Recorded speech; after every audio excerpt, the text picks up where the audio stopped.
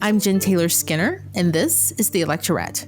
On this episode, I have a conversation with Shaniqua McClendon, the political director for Cricket Media, the media company behind the incredibly popular podcast, Pod Save America. We talk about one of Cricket Media's more recent initiatives, Vote Save America, which is a project that supports progressive causes through fundraising and by encouraging their listeners to volunteer. Vote Save America has been wildly successful. They've raised millions, and they've encouraged tens of thousands of their listeners to volunteer. And Shaniqua joins me to discuss exactly how they did it. We also discuss how her career path led her to Cricket Media. And lastly, we talk about her feelings about the upcoming general election. This was a really fun conversation and an inspiring one. So without further ado, here is Shaniqua McClendon. Shaniqua McClendon, welcome to the podcast. Thank you for having me. So tell me, how did you come to work for Cricket Media? Because I think that I read that you were doing something completely different before. You were working at the Obama administration and just kind of on a different path. Yeah, so it's this story it just was so simple how I got here that it doesn't even make sense. But I was in graduate school. I started in 2016, and my whole plan was to get out of politics completely. I had been burnt out working on Capitol Hill, and I just wanted to make some money for once. You do not get paid a lot working on the Hill. And I started graduate school in fall of 2016. So my first semester, Donald Trump won. And I just knew that I couldn't get out of politics. I felt like I had developed this skill set, and I would go crazy if I was not using it to help get him out of office 4 years later. And so now we're finally 4 years later. But as I was trying to discover what I wanted to do after school, I knew I wanted to get a bit away from policy, not because I don't like it. I love policy, but I realized working on the Hill that if you don't have the right politicians in place, those policies are never going to be enacted. So, I thought, okay, where can I go that will allow me to help elect good elected officials? And so I told my friend that I either wanted to work at a media company or a company that had a lot of name recognition and could use their influence to increase civic engagement.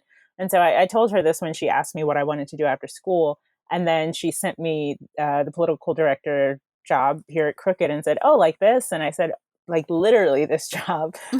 So I applied to it, had a few interviews, and then after graduation, I moved out here to start the job. Wow, that's an incredible story. That's it's funny. I was listening to you, and we kind of had the exact opposite kind of path, because I was in an industry where I was making money. I had a salary.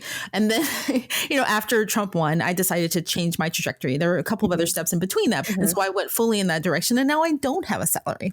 So that is the opposite direction. It's the opposite. And I was just telling somebody the other day, I was like, we're down to the wire with the election. And I feel like, I haven't done enough. I'm feeling guilty. And they were like, well, you kind of gave up your job. I was like, oh, yeah, that's right. I did do that. Yeah, that is a big thing.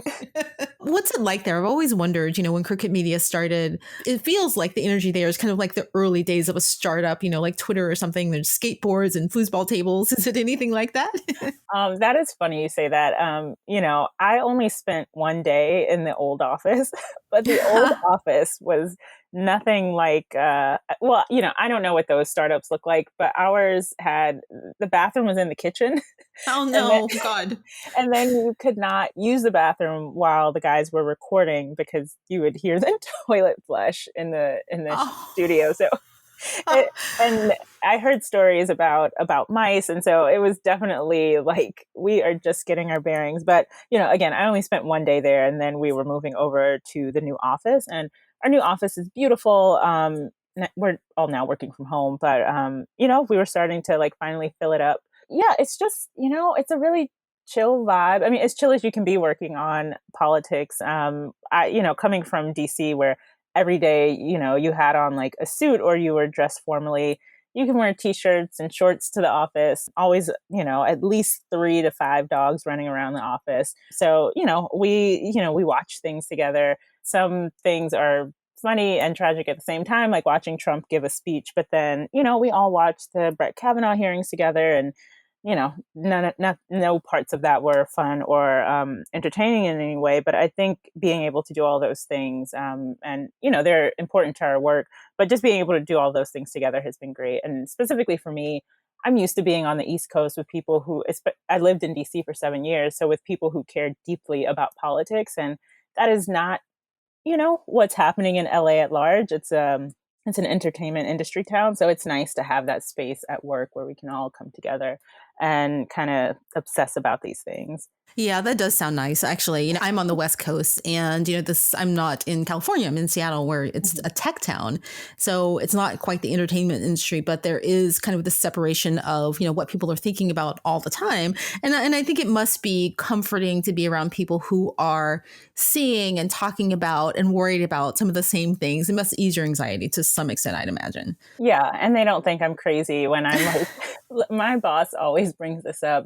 I hadn't even been working at Crooked that long, but we had this big map up of all the competitive districts in 2018. And I was just looking at North Carolina and I just was, what did I say? Something about like, I've been waiting years for this moment because in 2014, my then boss, Senator Kay Hagan, she lost her reelection to Tom Tillis, who is now up for reelection this year. It looks like he's going to lose. I won't go on my whole rant about how awful Tom Tillis is, but I have literally been waiting since the moment she gave her concession speech to have the opportunity to help people get him out of office. So yeah, they laughed, but everyone understood where I was coming from.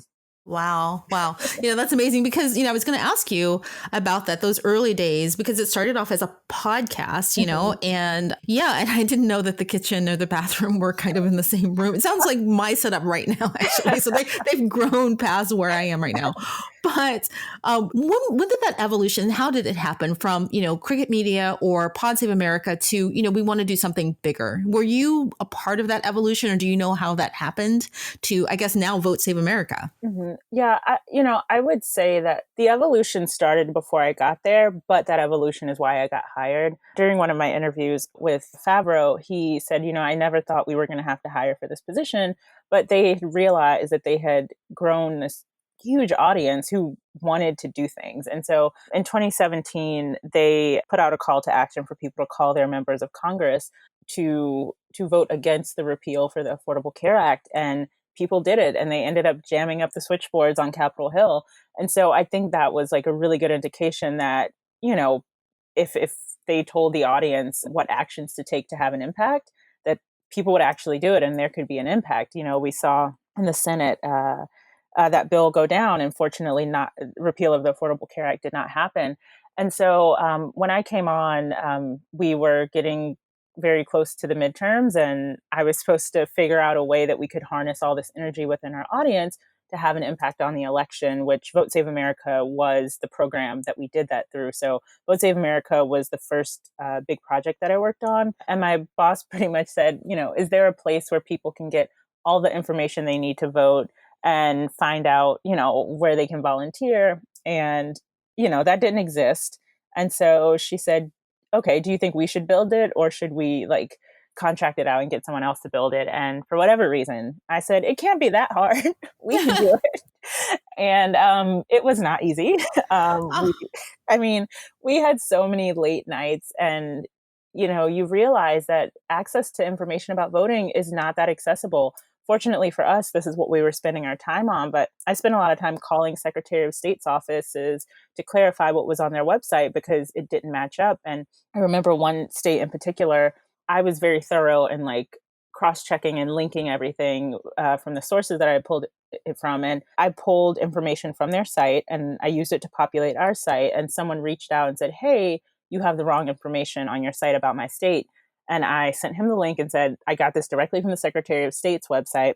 And then a little bit later, I got an email from that Secretary of State saying, from the department saying, hey, we just clarified some information on our site. It might be more helpful if you update yours based on the new phrasing they had on their site. And so, I was getting paid to do that work, but there are so many voters out there who are just trying to find information to vote and don't have time to, call the Secretary of State to make sure the information that is listed is correct. So now I've gone off on a bit of a tangent, but that's what Vote Save America is. And it's evolved. In 2018, we actually, the program only ran for 2.5 months in 2018, and we raised $2.7 million for House races and filled about 23,000 volunteer shifts. So that let us know that and we did this in 2020, if we actually, use the whole runway we have up to this election, we can have a huge impact. And we've seen that with our programs that we're running this year.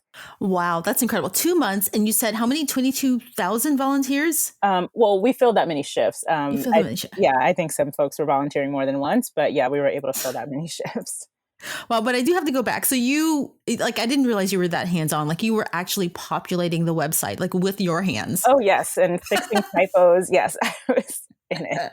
I learned a lot. And this year we worked with a website developer to put the site together, and it looks 10 times better this year. Wait, just this year you got a developer? You could have called me. I would have done that for you. Man, had we known. Wow. So I was looking at Vote Save America. Is it votesaveamerica.com or .org? .com. I think .org might redirect, but .com is the actual website. So I was looking at votesaveamerica.com, and you have a lot of information. You can register. You can see if you're registered. You can check, your polling location, how to vote by mail, all this stuff. But I do have to say that I was clicking around, and it's really useful. It's really useful to me. I found stuff that I didn't know about. But I clicked on the link that said the candidates, and I said, oh, what's that? And so I clicked on it. And so you've got this page where we're comparing, one column with Trump's policies and then one column with Biden's policies. Now, come on. Trump does not have any policies. I think we try to demonstrate that in the most generous way possible. There are a few. I think the climate change one, that one is just like, there's nothing here. But, our hope is we are who we are, and a lot of people know who we are and that we support progressive candidates. But if someone does, a lot of people have found Vote Save America not through Crooked Media, so they're not really familiar with who we are. And so we do hope that if someone lands on the page, they can at least, see that the alternative is presented, although it is presented in the way that we see it. Yeah. So if, people who are listening, if you want to laugh, because things are a bit, kind of, tense right now, go to votesaveamerica.com and click on that link. You will get it will be entertaining. So I just want to add that. But one of the things I noticed that you do partner with people now. I think I saw that you're partnering with vote.org, right? Yeah. And I guess you're pulling, what data are you pulling from there? And have the partnerships helps, ease your burden a bit? Oh, yeah. Our partnerships are central to all of our work. In 2018, most of our partnerships were technology partnerships. So we did work with vote.org to help people verify their registration or to get registered. And we work with Mobilize, which is an event aggregator for progressive organizations and candidates. And so when you came to our website, we had Mobilize integrated into it. You could type in your zip code and see what volunteer events were closest to you. But now we've actually expanded our work to include a lot of local grassroots progressive organizations. In 2018, we worked directly with a lot of campaigns, but campaigns can't win on their own. Campaigns don't exist all the time. A lot of the organizations that we've been fortunate to work with this year, they exist all the time. And even when elections are not going on, they are doing the power building and the community building. And what we were able to do was kind of come in and help, give volunteers and money to the work that they were already doing so that they could integrate more electoral work into the work that they're already doing. But something that I just believe so strongly, I spent 7 years in DC, and something I always heard from people who were doing work outside of DC is, why is DC always telling us what to do? Like, we live here, we know what is best to do. And that has just stayed with me. So as we've worked with these organizations, we have trusted their process and just know that we can bring resources to help bolster the work that they're doing. And that is what drives a lot of our partnerships. And I just can't wait until the election is over so we can see the impact that these groups have had, because I think so many of them have been discounted for not, looking at this poll or this data that has come out of some think tank in Washington, D.C. But the truth of the matter is they know their people, they know what's happening on the ground, and they know what the needs are and are best poised to respond to them. We work with a ton of people, and they are all great, and Vote Save America would not exist without them. Yeah, and I still can't get over the fact that you only did this for a couple of months in 2018 and you had that impact because like you raised millions, right? And Yeah. it was like, wow, that's amazing. I like your point about the fact that you're in DC, and I hear this a lot too. People saying like, my state is my state. I understand my state. Don't direct us. Is that what your Adopt a State program was about? And what is that, and what was that intended to do? Yeah. So, the whole idea behind Adopt a State, even before coronavirus started impacting the election, was we recognized that our audience mostly existed in these really blue places. But, in 2018, you could pretty much live anywhere and have a close a house race near you that you could help flip a seat. In 2020, the Senate and the White House were kind of the big priorities. And unfortunately, there are only a handful of states where you can actually tip control of the Senate and control of the White House. So a lot of our audience does not live in those states. So we wanted to funnel their energy and enthusiasm into those states, which is why we created the Adopt a State program. People from anywhere could volunteer in these states that would determine who controls the Senate and who controls the White House.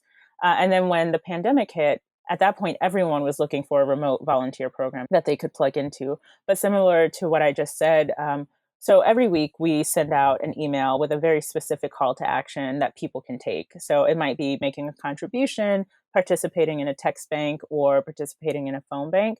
And you're calling a certain, group of voters. Earlier on, you might be calling voters to just see, what their concerns were and like what they wanted to see in a candidate. And now that we're getting closer to the election, we're calling and texting folks to make sure they actually have everything they need to vote, make a plan, and get out and vote. But every call to action that we've sent to our volunteers has been sourced from an organization that works in the state. And so we really just wanted to provide volunteers and dollars to the work that they were already doing. So they are telling us what they need, and that is what we are making asks for from our audience, just to again drive the work that they're already doing. And we've had over 300,000 people sign up for that program. So it's this little baby that has grown, and I think it's done more than we ever anticipated it doing.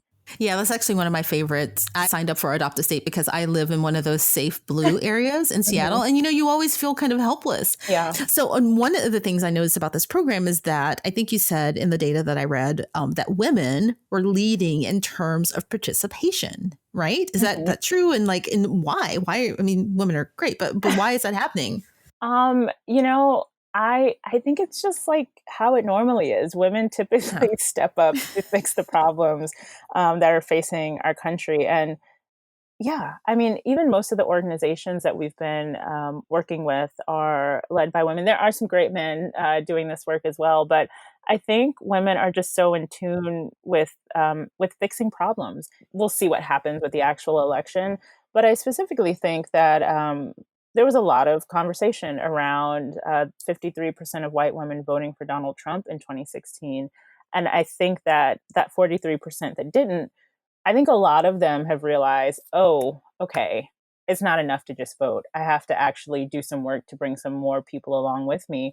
And then, as we typically see with women of color, particularly Black women, they're just doing what they always do. I think the intensity has been turned up more, but just generally, women always step up. And another part of this is like majority of our audience is women, but I just think that we've attracted the people who are used to figuring out what they need to do to have an impact and taking the action to do that, and then showing up to actually do it. Wow. I think you're right. I mean, I think you can see that energy and a lot of other things, the record number of women running for office, Yep.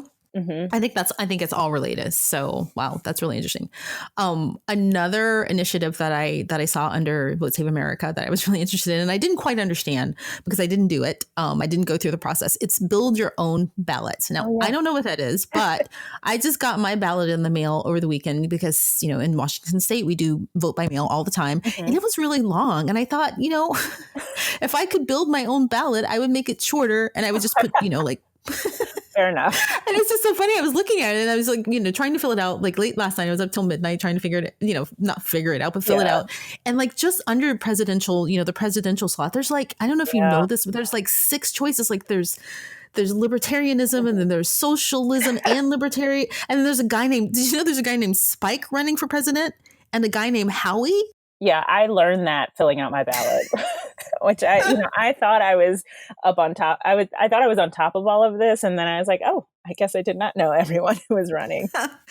So what is build your own ballot? Yes. So you don't actually get to build it the way you want it to be built. But it's our ballot tool. If you go to votesaveamerica.com/ballot, you can type in your address and it will pull up a sample of your ballot. And so one of the things that we know is that a lot of people who don't vote are nervous that they're going to vote for the wrong thing and think it's safer to just not vote.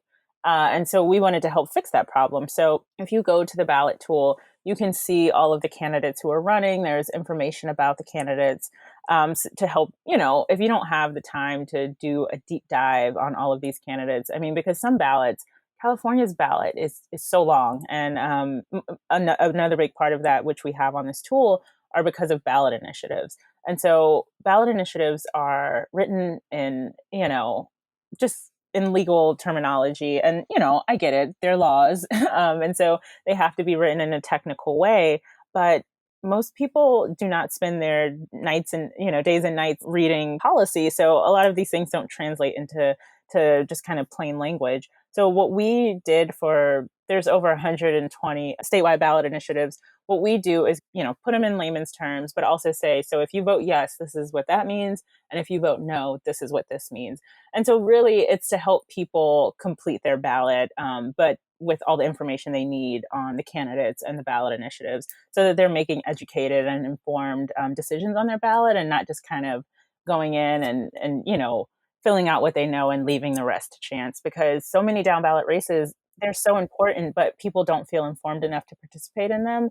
And then, you get a lot of people in local elected office. And when things go wrong, specifically thinking about the response to a lot of the police violence we've seen this year, these prosecutor elections and even sheriff elections and mayoral elections, mayors deciding who police chiefs are, all of those are really important. So we just wanted to make sure that people had all of the information they need. Also, there's a lot of Supreme Court judge elections this year, state Supreme Court elections. As redistricting is happening this year, those courts are going to be really important if those maps are challenged after they come out. If they're challenged, these judges are going to have a big say in what our districts look like for the next 10 years, which says that also dictates who's in elected office. So we built this ballot tool so that people could feel more assured in the decisions they were making and have all the information in one place. That's perfect. I'm actually going to use that for my own ballot. Yeah, I need that because like you said, there's so many initiatives. And, for me in our state, we always have mail-in ballots, not just because of the pandemic. I usually have to spend a lot of time researching all of these initiatives and all of these seats that I wasn't aware of. Yeah. I'm very excited about that. Awesome. I hope it is as great as you need it to be. I'm sure. But so my favorite, and last but not least, is Get Mitch or Die Trying. Like who thought of that name? One of our writers, he's like our head writer, so he's a comedy writer. But yeah, we always have these big brainstorms when we need to name something. And so we're all sitting in a room and people are just throwing out different names. And at the time, I think we just wanted it to be like maybe Ditch Mitch, but that existed already. Right. And so that was like the obvious, easy one. But I was like, no, someone already has that. So we're going to have to come up with something else. And so people are just throwing things around. And then he just said, Get Mitch or Die Trying. And everyone was like, yes, that is it. Yeah. And, yeah, that's really good. Yeah. And, I think I could say that we're so smart and all these other things. And that's why we've been able to raise so much money with the fund. But I think part of it is definitely, we always tell our audience, like, we're going to tell you the most strategic thing you can do with your money. But I think that name is a big reason that people are drawn to it. It's so catchy and it's like, oh, that's good. That's really good. And so I think that helped with the brand awareness. And then when Justice Ginsburg passed away, people knew that a fund existed, and they knew that it was going to be going to the most competitive races in the country that, actually needed the funds. And they didn't have to do the legwork of like going to 14 different campaigns to donate, or figuring out, oh, which one is competitive. We were able to say, hey, if you want your dollar to go the furthest, just donate right here. We'll split it up for you. And, you know, this may just be me, but I really do think that people knowing, okay, maybe I can only donate $20, that can feel like it's not going to do anything. But when I can only donate $20, but so can all these other people. And if we do it together in this one fund, it will have a huge impact. I think people feel good about that. Just like my coworkers, there were so many people that night and that weekend just watching the thermometer keep going up and up as people were donating. And as crazy as that weekend was, it was the only thing that kind of made me feel a little calm about everything that was happening. So it made you feel calmer. So how are you feeling now that we are, what is it, 2 weeks away? Are we like literally, how do you feel? Are you nervous? I have a lot of emotions that sometimes coexist and sometimes push each other out of the way. So generally I'm nervous. 2016 happened, and so I will forever believe that anything is possible in politics. But one thing that has been so great about my job is that I spend a lot of time talking to organizers and leaders on the ground in these states, and so much work is happening. And it didn't just start this year. It started back in 2017, right after Trump won. And so I know that the landscape looks a lot different than it did in the lead up to the 2016 election. And that is the thing that is giving me hope. I won't get too optimistic because, again, anything can happen. And, the polls, I won't say the polls were wrong, but we were looking at the wrong kinds of polls in 2016. And I think we've even corrected for that in the political space, where you see a lot more state specific polls, because that with the Electoral College, it's going to come down to specific states. And we're not just looking at these national polls that really only give us an indication of the popular vote.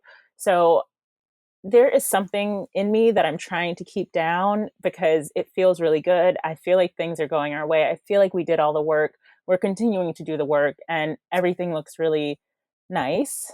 But I just have been trying to keep that in a place that motivates me, but does not convince me that I don't need to do anymore. So I'm going to just keep pushing until, that might be election day. It might be a couple weeks after election day, but until I know the outcomes, I'm just going to let that be a little bit of motivation, but just keep moving. Yeah, I think a lot of people are terrified of falling into complacency, including myself, just because we see like how, hurtful and painful that can be from 2016. But I kind of feel the same way you do. I think, and just listening to you and the conversation that we've had, like being close to people who are doing the work on the ground makes you feel a little bit better. Like, a couple of weeks ago, I talked to the co-founder of Black Voters Matter, and they're doing this amazing work, right? And, talk to people from DLCC, and Emily's List, and you see how passionate, these people are and these women are, and the work that they're doing on the ground. And it does make you feel like, how can we not succeed, and then just you talking today, thinking about all of the success that you had with the 2018 midterms, what happened after that. And then like you've had a few years lead on Vote Save America. So I'm thinking like, that must be good. Yeah. Yeah. It all adds up. Well, it all should add up to good things. So, but I'm just waiting to see the results. Yeah, me too. Yeah. So if you are feeling cautiously good, and I don't want to say that because like, I think we all felt, it's hard for everybody to say, I feel good right now. Like no one can say that, without saying, with a caveat. But what is keeping people at Crooked Media up at night? Like, what are the little things that people are worried about? Like, oh, this might happen. This might happen. The thing I think that's keeping a lot of us up, that's happening right in front of our face, is mostly Donald Trump, but generally Republicans' voter suppression efforts. They are not trying to hide what they are trying to do. It's right in front of our face. The Supreme Court decision yesterday, fortunately, will allow more votes to be counted in Pennsylvania. But, there is nothing wrong with if you sent your ballot in on time and it gets in a day or two after election day, there's nothing wrong with that. You can't control the mail. You should have, there should be a cushion there to account for so many people voting by mail. But, what Republicans were doing they were trying to not let that happen. They haven't tried to hide it. In so many states across the country, they have sued states who have tried to make voting easier, particularly voting by mail. And in a country that values democracy, when we are facing a global pandemic that requires us to be away from each other and not crowded in election booths, it just seems like you wouldn't be able to get away with saying we want to make it harder to vote, but that is just what they are doing. And there are so many, organizations that litigate these cases, and I'm like forever grateful to them. But I do get concerned because that case, a Pennsylvania case that went before the Supreme Court, it was a 4-4 decision. If Republicans have, an extra justice, if they had an extra justice on the bench already, I really think it would have gone in a different direction. But we know that they are working to confirm someone next week. And that could mean that the election, like some more of these cases continue and it goes to a Supreme Court that gives us a 5-4 decision. And like, what does that mean? And so, there are some things that unfortunately the final decision is beyond our control. We can raise money for the lawyers to do their job, and we can show up and we can make our voices heard. But what has happened with our judiciary is one of the biggest consequences of Donald Trump being elected and us not being able to like directly impact who's on the Supreme Court and just the judges in general that are making these decisions before they get to the Supreme Court.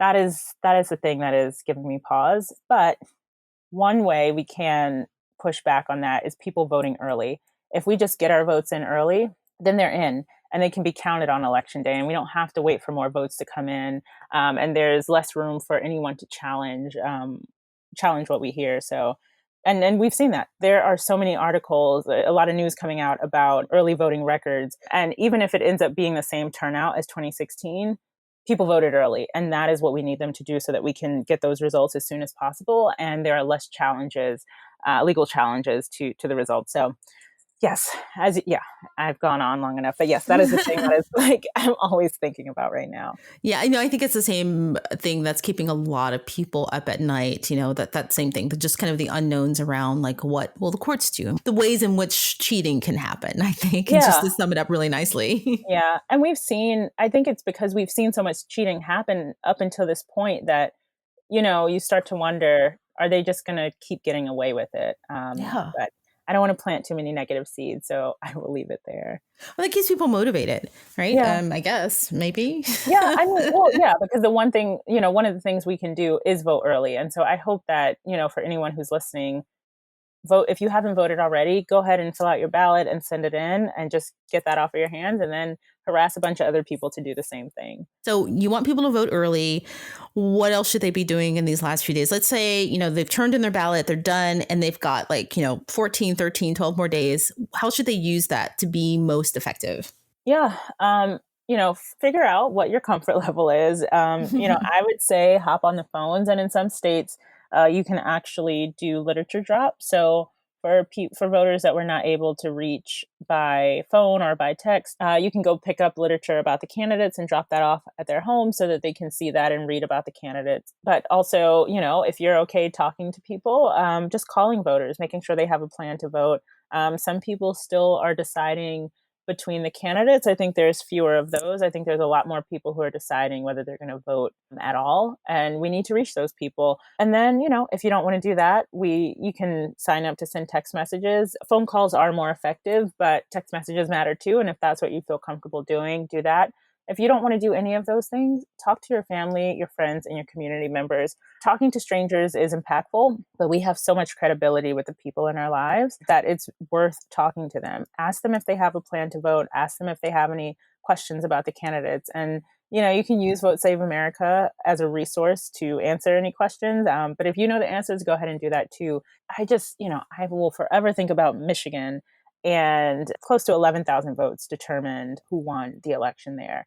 And so, if 1,000 people talked to 10 people in their life and convinced them to vote, a different way or vote at all, we may have seen a different result. And, 1,000 might sound like, oh, that's a lot to, whatever math you're figuring, that's a lot to anticipate that many people would do that. But there's more than enough of us that could actually have conversations with 10 people and change the outcome of an election. I often think about my boss losing in 2014. We lost by about 50,000 votes. And in a state that has 50 counties and I think like 10 million people, 50,000 is not a lot. There are some conversations that could have happened to change that. So if you don't want to talk to strangers, I definitely would appeal to everyone to just talk to the people in their lives. But for those of you who do want to talk to strangers, you can, we just launched a new page, votesaveamerica.com/volunteer. And we have a ton of volunteer opportunities. So you can kind of figure out where you want to volunteer and what you want to do and sign up. We're encouraging people right now to make their Get Out the Vote plan. So that's for folks who have already taken care of their voting and now just making a plan of all the volunteer work you'll do between now and the election. Oh, excellent. So the first thing I'm going to do is I'm going to go to build your own ballot. I have to do that. And then I will go to votesaveamerica.com/volunteer. Is that right? That is right. Well, Shaniqua, thank you so much for joining me, and thank you for all of your hard work on Vote Save America and everything you've done. And just thank you for taking time to talk to me today. Thank you for having me on. This is great. And, I think you have made a huge sacrifice in leaving your job to dive into this. So thank you for all of your work and all the people that you reach.